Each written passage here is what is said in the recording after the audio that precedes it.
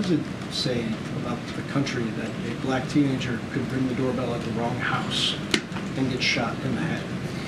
Look, it's devastating. I think the gun violence epidemic more broadly is devastating. As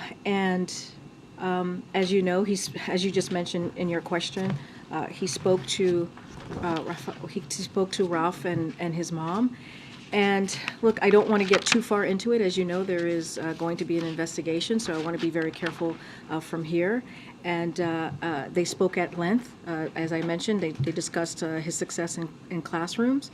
But look, this is an epidemic that we need to deal with. I am tired, I'm sure you all are tired, having to report on these types of shooting almost every week. And we can fix this. Congress can fix this. They can take action today and deal with some real issues that we're seeing to really deal with gun reform, and we're not seeing that. You know, we get asked often, why is it that the president keeps asking for Congress to take action? Because he's using the platform that he has to speak directly to Congress and to make it clear that we need to take action. This is unacceptable. What we're seeing is unacceptable. You heard the president say this. It is outrageous and unacceptable. It is unacceptable that guns are a leading killer in our children. And those numbers are just rising. They're not declining when you think about our children dying by guns. And so, look, I'm not going to get, again, too far into the weeds on this case, but what I can say is that, you know, like the president said to him, we hope for his speedy recovery, and we are going to continue to do everything that we can to really deal with this epidemic. This is a president that has put forward almost a dozen executive actions to deal with this issue, and he's going to continue to use the bully pulpit to call on Congress to act.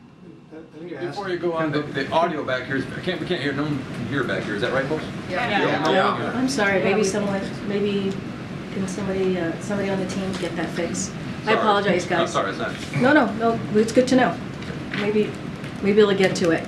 Sorry about that. I'll try to speak louder.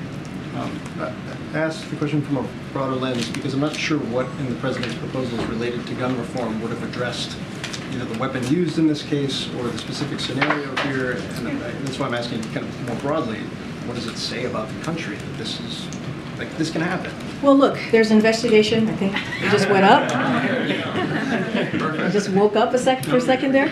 There's an investigation going on, and we'll learn more as the investigation goes by.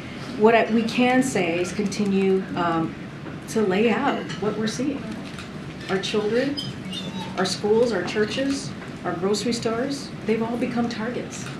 And that is devastating to hear. When I started out talking about the gun violence that we have seen over the last couple of days, I said, and I just said this to you in answering this question, it feels like almost every week, at least once a week, we are having discussion. There was one week where the president talked about gun reform and gun violence 3 times.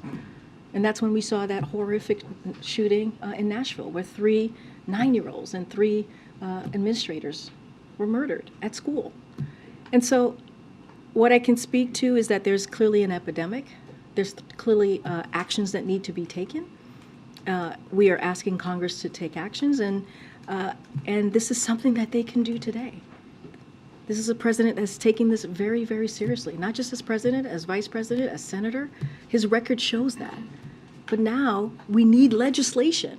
We need courage on the other side of Pennsylvania. And we just haven't seen that yet from Republicans. Republicans need to act here. Go ahead. Karine.